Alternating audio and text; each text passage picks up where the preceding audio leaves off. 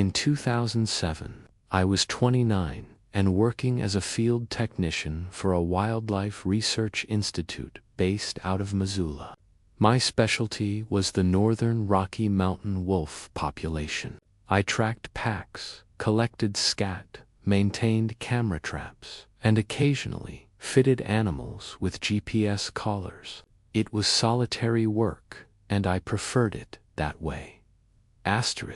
In late October, I received an assignment to check a series of trail cameras in the Bitterroot Range, a remote section roughly 40 miles from the nearest maintained road.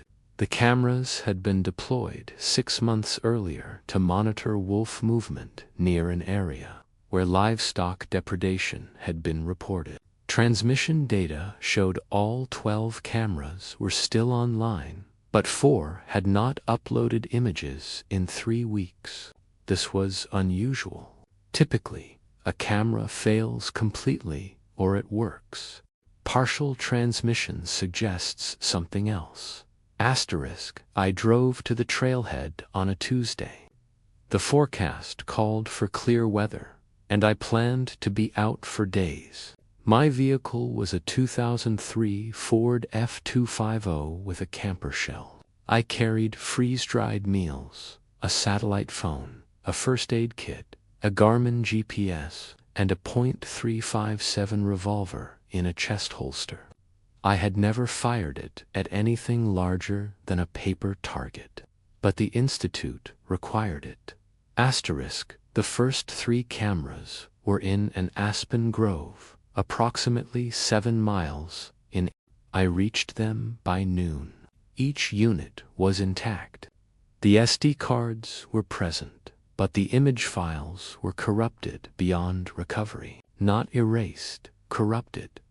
The file names were strings of random characters, and when I attempted to open them, my laptop returned a format error. I replaced the cards and continued. The unit was still mounted to the tree, but the housing was cracked. Not shattered, cracked along a clean vertical line, as though something had struck it with precise force. The SD card was missing.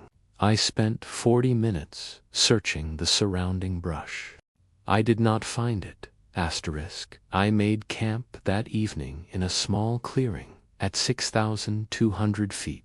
The temperature dropped to 31 degrees. I ate dehydrated stroganoff, logged my notes, and slept in the truck cab with the keys in the ignition. The second day, I covered 9 miles. I serviced 5 additional cameras. 4 had corrupted files. 1 had no SD card, and the lockbox had been pried open. The metal around the latch was bent outward, not inward. This bothered me. A bear might damage a camera through curiosity, but bears do not open latches. People do. But we were 80 miles from the nearest town, and the trailhead was gated. On the 3rd morning, I woke to frost on the windshield and a voicemail on the satellite phone. The timestamp was 2:47 a.m. I did not hear the call come in. The message was 9 seconds of silence, then a soft, rhythmic, scraping sound. Then the line went dead. I checked the caller ID. It was the Institute's main number, *. I called dispatch. The administrator confirmed no one had attempted to contact me overnight. She said the phones were functioning normally. I told her it was probably a glitch. I did not tell her about the scraping *. The 9th camera was located at the base of a rock outcropping known locally as the Thumb. It was the oldest unit in the network, a Bushnell model with visible weathering. The tree it was mounted to had been scratched, not by claws. The marks were vertical, evenly spaced, approximately the width of a human thumb, and they ran from 6 feet high down to the root flare. The bark was not torn, it was compressed. as though something had dragged its fingers down the trunk with substantial weight behind them. I removed the SD card and inserted it into my laptop. The file structure was intact.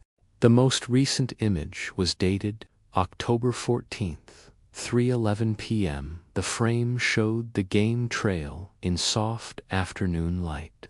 Nothing was visible in the foreground, but in the upper left quadrant, between two lodgepole pines, there was a shape. It was humanoid in posture, but the proportions were wrong. The legs were too long relative to the torso. The arms extended past where the knees should be.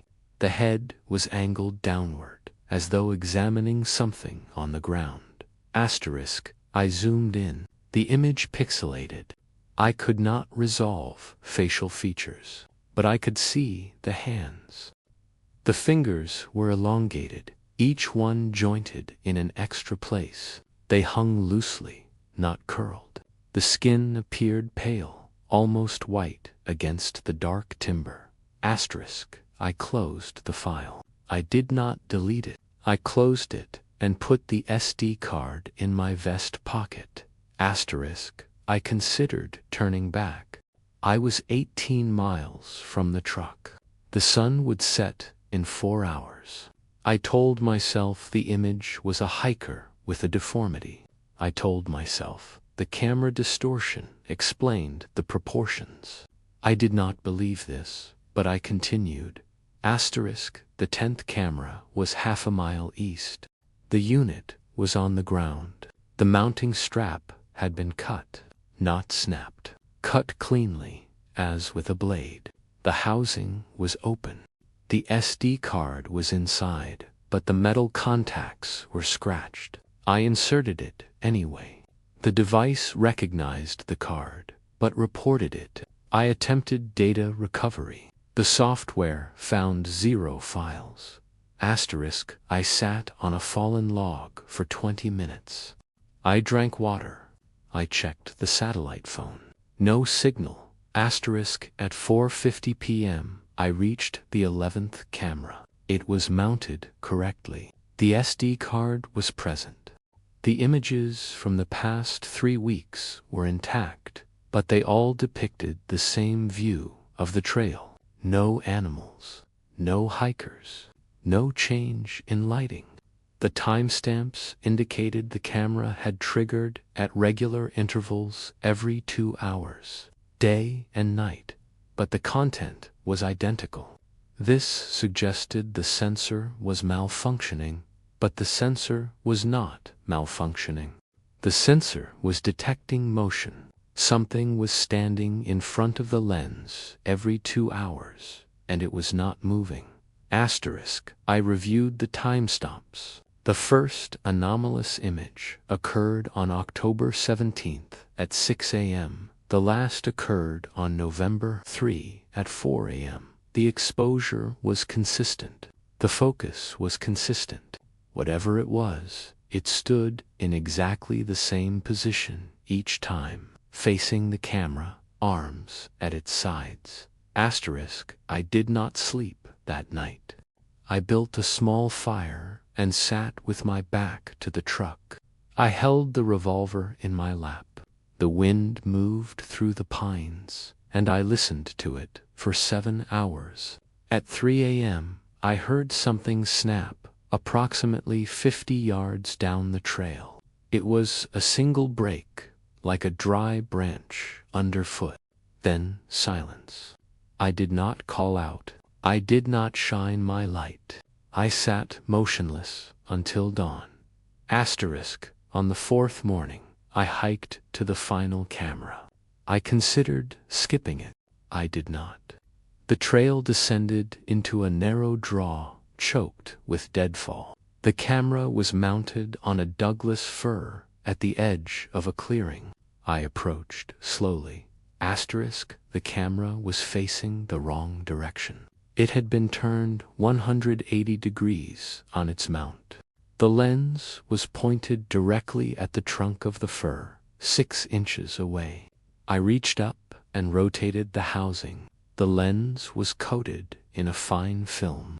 Not dust, not pollen. It was oily, with a faint brownish tint.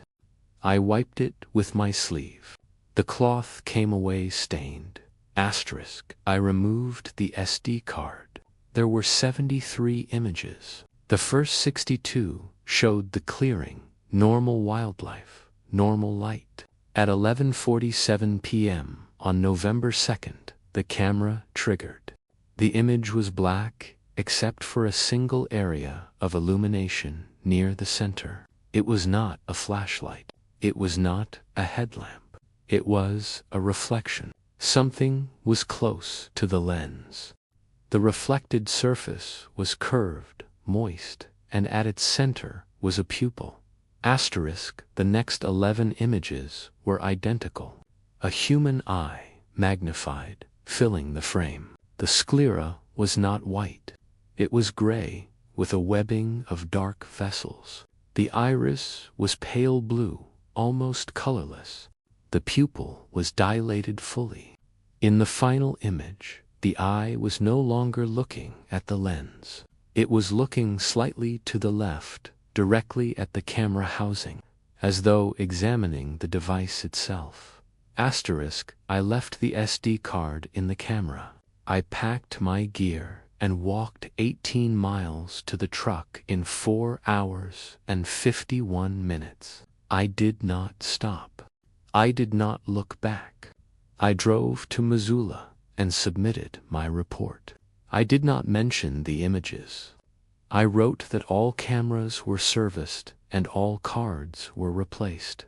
I still work for the Institute. I still track wolves. But I no longer go into the Bitterroots. When colleagues request fieldwork in that section, I decline. I do not explain why. 2 years ago, I received a notification from the Institute's server. A camera in the Bitterroot Range had uploaded a single image.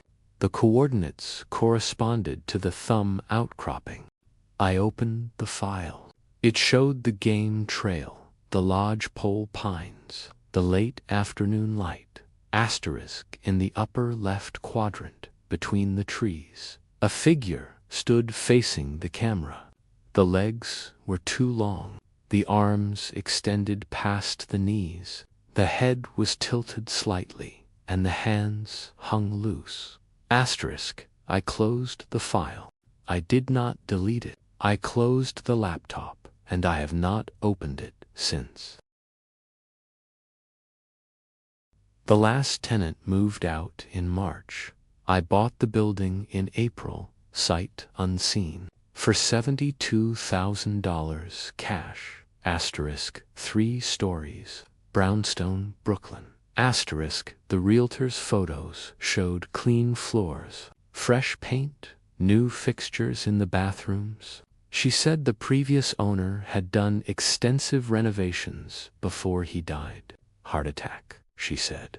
Not rot, not mold, something else. Something that made my back teeth ache when I breathed through my nose. I told myself it was old concrete. Industrial cleaner. The prior owner had run a small accounting practice out of the ground floor, and maybe he stored chemicals down there.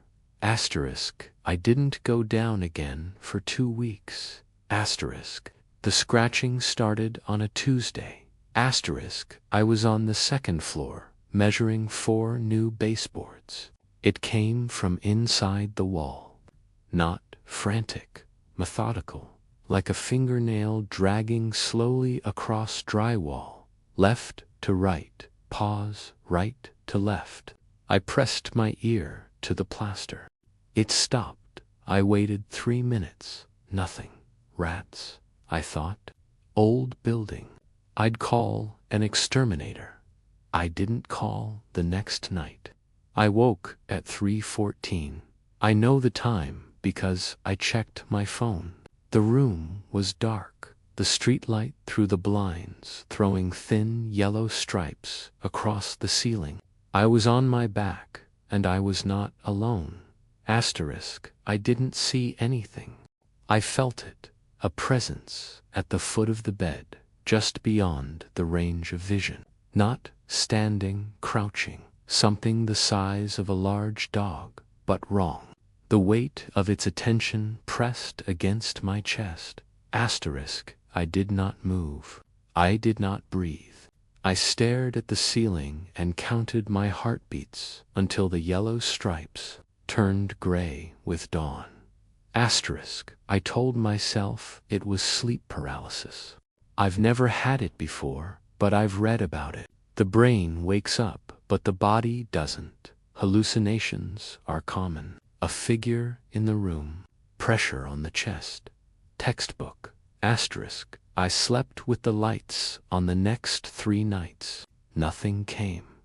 Asterisk, I started work on the 3rd floor apartment, ripping out carpet. The padding underneath was stained with something dark in a long, irregular trail from the door to the closet. I sprayed enzyme cleaner and laid drop cloths over it. I didn't look closely. Asterisk, the scratching started again on Sunday. This time from the ceiling. Asterisk, I was on the 3rd floor. The sound came from above me. But there is nothing above the 3rd floor except the roof. I stood still and listened, left to right to left, slow, deliberate. Asterisk, I went outside and looked at the roofline. No trees, no wires, nothing that could make that sound. Asterisk, I called an electrician to check the wiring. He spent an hour in the attic crawl space, said everything was fine, said he didn't hear any scratching. I didn't ask him to check the basement. The dreams started in May. Asterisk, not dreams. One dream, recurring. I'm standing in the basement. It's not the basement I own. The walls are fieldstone, not concrete. The floor is packed earth. There is no light source, but I can see everything in a kind of green-gray twilight.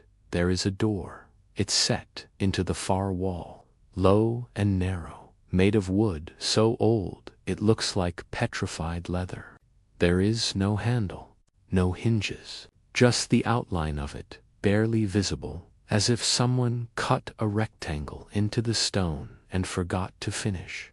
Asterisk, I always wake up before I touch it. Asterisk, I started sleeping on the couch in the ground floor apartment. It faces the street. The streetlights stay on all night. I told myself it was temporary.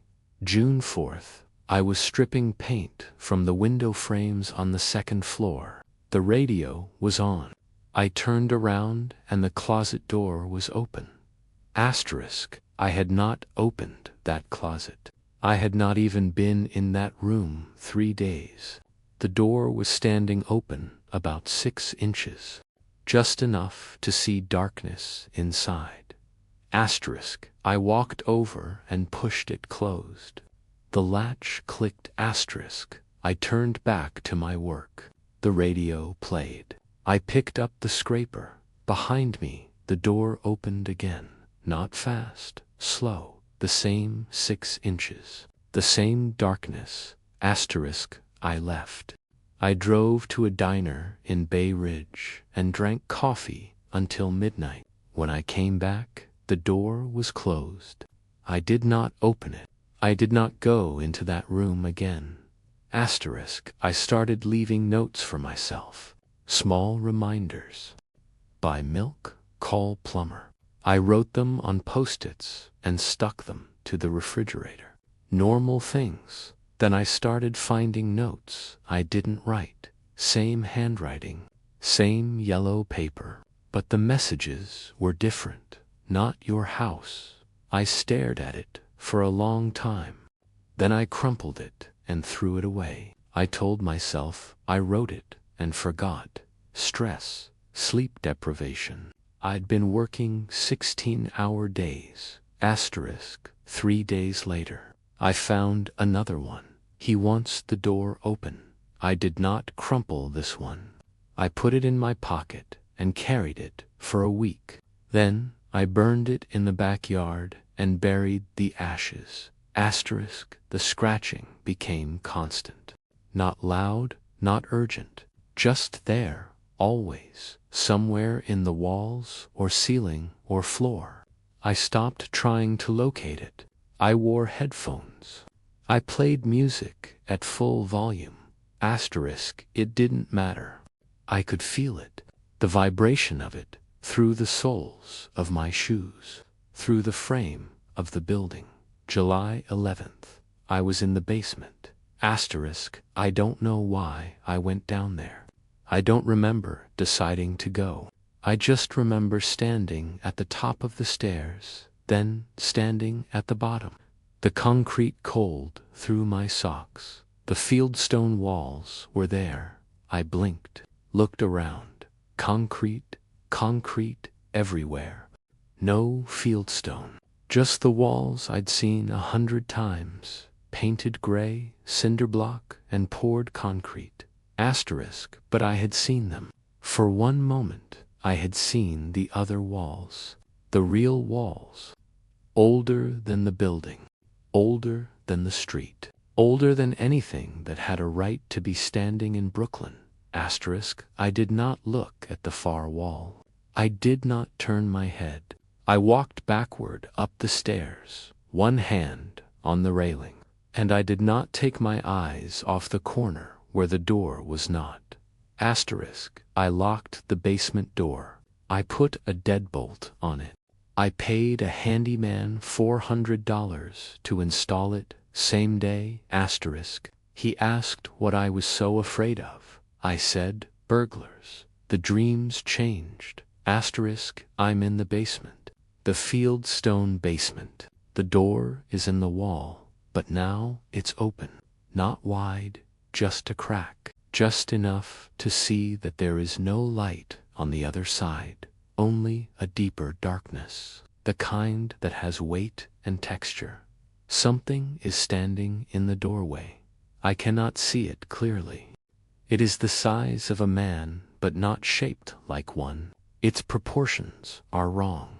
The shoulders too high, the neck too long, the knees bending the wrong way. It is not standing. It is crouching, braced against the frame, like it's waiting. It does not move. It does not need to move. Asterisk, I wake up screaming.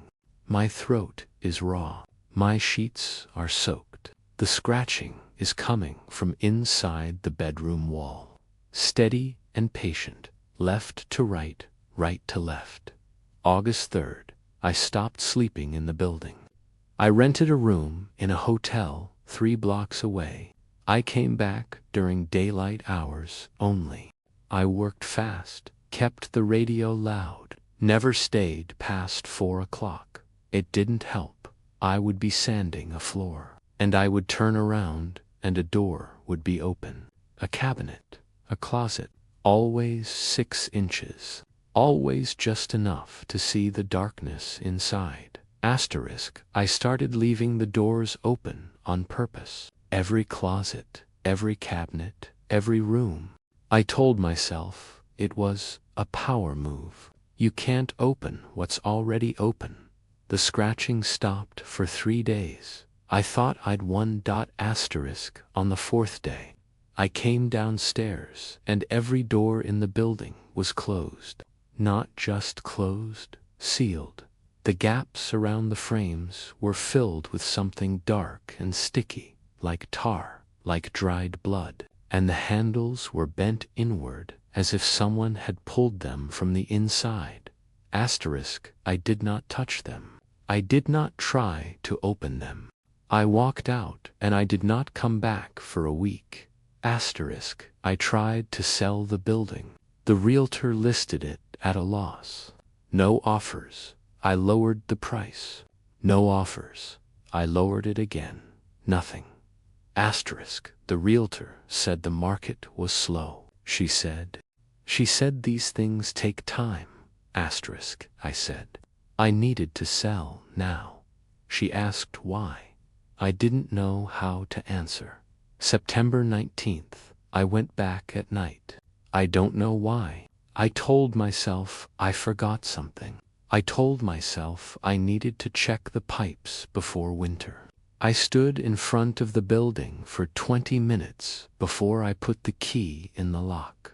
The air inside was cold.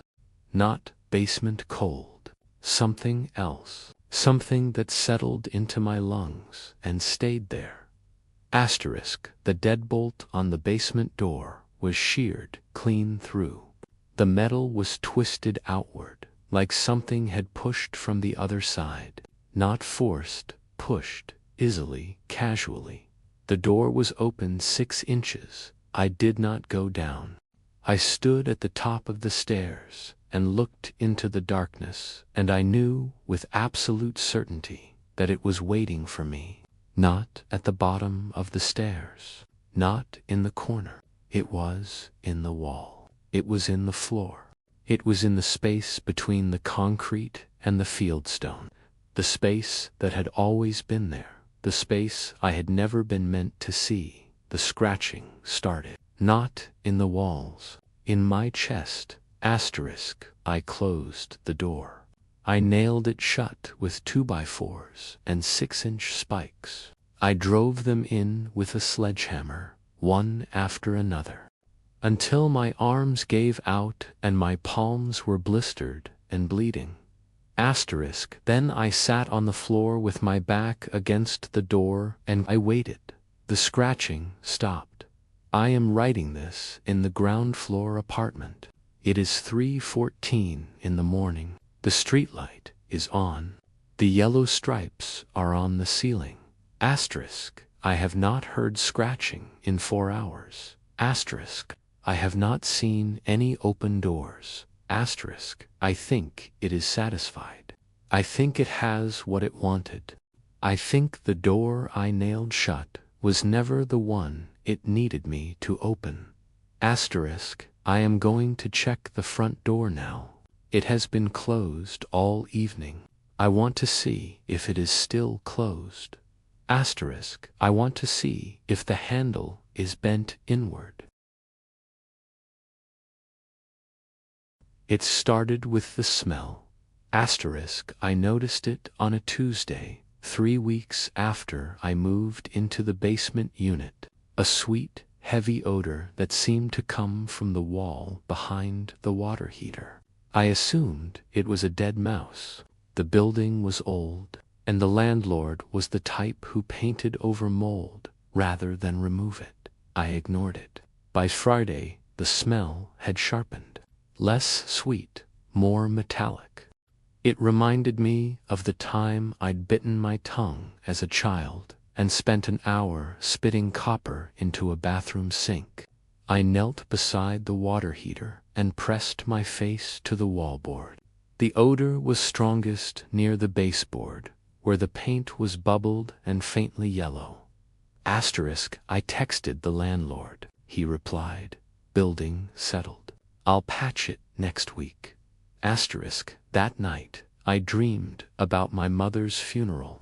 Not the actual funeral, which I'd missed because the flight was too expensive, but a version where I stood alone in a room with her body. She was in an open casket, but the face was wrong, too smooth, too preserved. I woke up with my heart beating against my ribs like something trapped. The odor was worse in the morning. I bought an air freshener and an enzyme cleaner. I sprayed the baseboard until the liquid ran down into the gap between wall and floor. For a few hours, the apartment smelled like artificial flowers and bleach. Then the artificial flowers faded, and the bleach faded, and the other smell came back stronger. I started sleeping on the couch. Not because I was afraid of the smell itself, but because I'd begun to associate it with the dreams. Every night, the same funeral. Every night, the same wrong face. I stopped dreaming about my mother and started dreaming about the woman in the casket, who was not my mother, but wore my mother's clothes. Her mouth was sewn shut with black thread. I could see the individual stitches, neat and professional, like the work of someone who knew what they were doing. Asterisk. I woke up with my own mouth dry and sealed, lips stuck together with sleep. Asterisk. I called the landlord again. He didn't answer. I left a voicemail and tried to sound calm.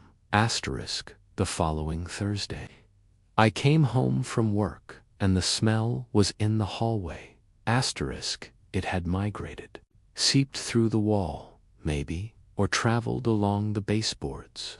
It wasn't localized anymore. It was just there, a uniform presence that made the air feel thick and used. I stood in the doorway and breathed through my mouth and tried to decide if I was imagining it. I wasn't. I grabbed a screwdriver from my toolbox and went back to the water heater. The bubbled paint had darkened to the color of old varnish. I wedged the tip under the edge and pried. A section of paint came away in a brittle sheet, revealing the wallboard beneath. It was stained, a dark bloom radiating from a small hole near the floor. The hole was perfectly round, about the diameter of a pencil. I leaned down and looked into it. I saw nothing, just darkness. But the air coming out of that hole was cold and had a texture to it, like silk drawn across wet skin. I jerked back and hit my head on the water heater. I sat on the floor for a long time, rubbing my skull, staring at the hole. Asterisk. I didn't sleep that night. I sat on the couch with all the lights on and watched the hole. Nothing came out of it, but the smell thickened, hour by hour, until it was less a smell and more a taste. Iron and sugar and something else. Something that made my salivary glands contract. Asterisk. I called in sick the next day. I called a handyman I found on Craigslist. He came in the afternoon, a heavy-set man named Carlos who carried a stud finder and a flashlight. He knelt where I pointed and shone the light into the hole. He was quiet for a long time. "There's something back there," he said. "What?" Asterisk. He didn't answer. He stood up and walked to his truck and came back with a crowbar. I didn't stop him. I wanted to know. I needed to know. Asterisk. He inserted the bar between the wallboard and the stud and leaned into it. The board splintered with a sound like a small animal screaming. He pulled the pieces away and set them on the floor. Then he stepped back. I stepped forward. The space between the walls was wider than it should have been.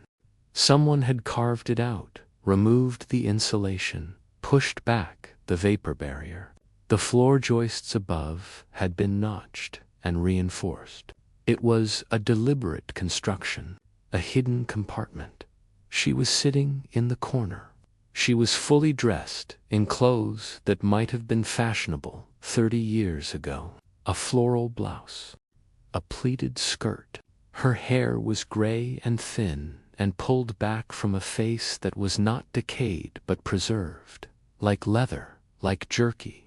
Her eyes were closed. Her hands were folded in her lap. Her mouth was sewn shut with neat black stitches. Asterisk. I couldn't move. I couldn't breathe. Carlos was saying something behind me, his voice rising in pitch, but the words didn't reach me. I was looking at the thread. It was waxed. It was the same kind I'd seen in my dreams. Each stitch was perfect, evenly spaced, the knots small and secure. And then her eyes opened. They were not the eyes of a corpse. They were wet and dark, and they looked directly at me. Her mouth did not move. Her hands did not move. But her eyes tracked me as I stumbled backward, as I knocked into Carlos, as we both ran. Asterisk, I called the police from the sidewalk. I sat on the curb and watched the building and waited. Carlos stood by his truck and smoked 3 cigarettes in a row without speaking. Asterisk, the police came. Then more police. Then men in plain clothes who asked me questions I couldn't answer. They went inside. They came out. They went inside again. A detective sat beside me on the curb and told me they'd found a body, a woman, elderly, deceased for at least a decade. She had no identification. The cavity in the wall had been lined with plastic sheeting. It appeared to be a deliberate burial site. Asterisk, he asked me how long I'd lived there. He asked if I'd noticed anything unusual. I told him about the smell. I didn't tell him about the dreams.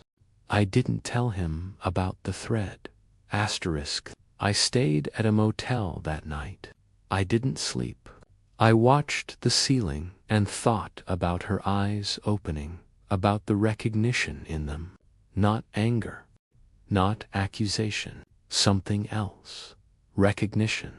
The next day, I went back to the apartment to collect my things. The door was sealed with crime scene tape. A patrolman stood outside and told me I couldn't enter. I didn't argue. I didn't need to go inside. I already knew what I would find, or rather, what I wouldn't find. Asterisk, the wall had been opened wider. The body was gone, but the smell lingered, fainter now, fading into the background like an old memory. I stood in the doorway and breathed it in and understood that it would always be with me, not in the air, in my sinuses, in the tissue of my lungs, part of me now. Asterisk, I didn't ask about the thread. I didn't ask about her eyes. I didn't want to hear the official explanation. I knew there wasn't one. Asterisk, 2 weeks later, I moved to a different city. I found a ground floor apartment with good ventilation and new drywall. I don't have a water heater in the unit. The building has central air. I checked. Asterisk, last night, I woke up at 3:47 a.m. The apartment was silent. The air was clean, but I smelled it, faint, almost imaginary. Copper and sugar and the cold silk of air from a dark place. Asterisk, I got out of bed and walked to the wall. I pressed my palm against the paint. It was warm. Asterisk. I stood there for a long time, waiting, not for a smell or a sound or a movement. I was waiting for the recognition, the confirmation that she knew where I was, that she had followed me, that the thread in her mouth was not to silence her but to hold something in. Asterisk. I don't know what she'd do when the thread comes out. Asterisk. I don't know if it's already begun to unravel. Asterisk. But I felt it last night. A faint tug deep in my chest. Like a stitch pulling loose. Like someone on the other end of a very long line drawing it taut.